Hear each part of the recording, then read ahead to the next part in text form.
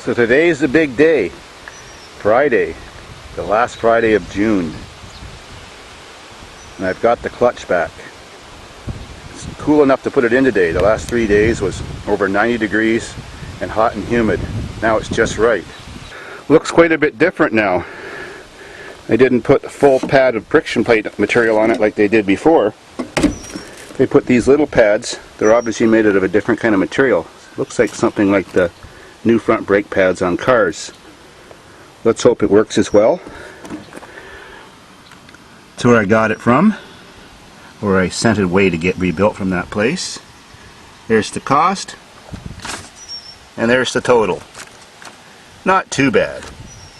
So to get that heavy pressure plate up in the air and out of the way, so I could get my clutch plate out, and that's the pressure plate, I just put a steel bar across, hooked my little chain hoist to it, tied it up, and yanked it out of the way, pulled back the stubby output shaft, and slipped the clutch right out.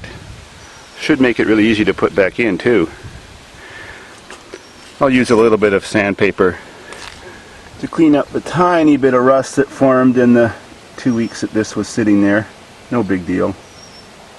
And I brought some grease to lube the parts as I put them back together. So there's what it looks like. Exactly like a car clutch. The flywheel surface, the pressure plate surface, and the transmission input shaft, which isn't part of the transmission. It's a stubby removable part. So you can take this machine all apart without splitting the case like you do in an old tractor. Much better idea. It's just that every part's kind of heavy. Now I got to put a tiny bit of lube on those splines. Not too much, and a little bit of lube on the tip so I can get in the hole better.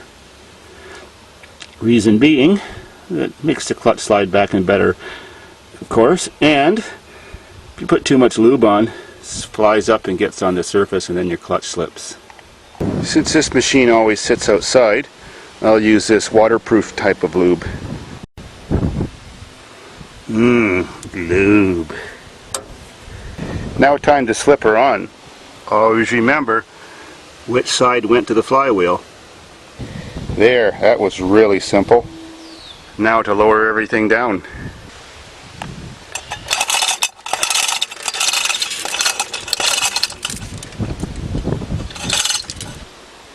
Down to the right level now. Now just to slide it over.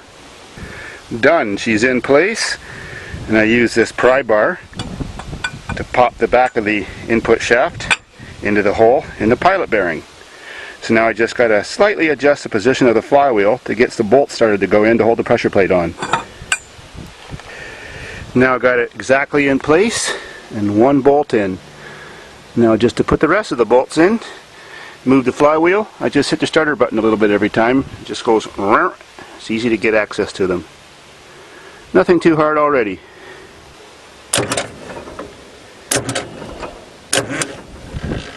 Pretty simple.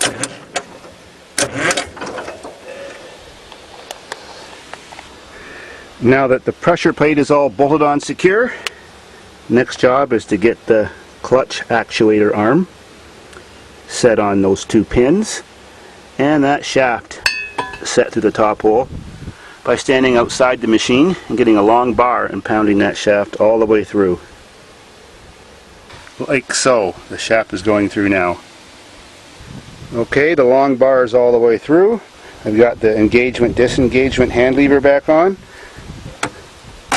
So the clutch functions now.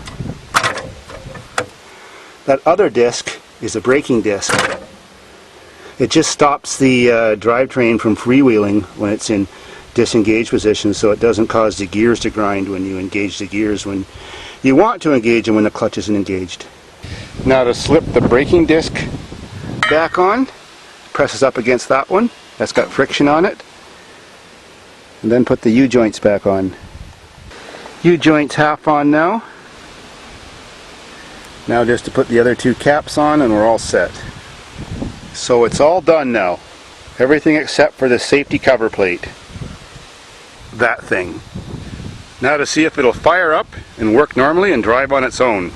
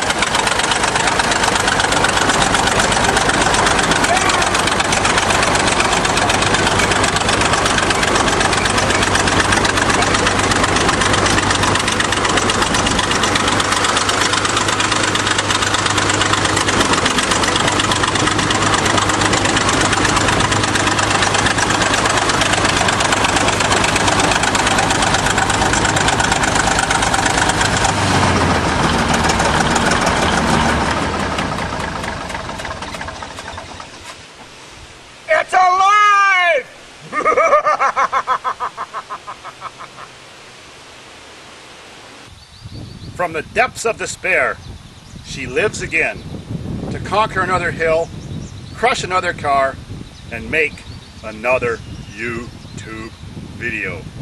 Sweet. Get her done. Now we gotta fix Sky Hill.